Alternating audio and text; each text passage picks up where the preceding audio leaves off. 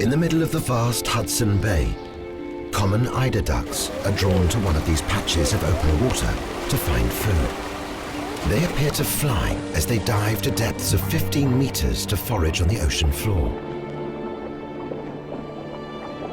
They're looking for mussels and urchins. Their digestive juices are so powerful that they can eat the mussels, shells and all. They can dive a long way on a single breath. Knowing the way back up only takes seconds.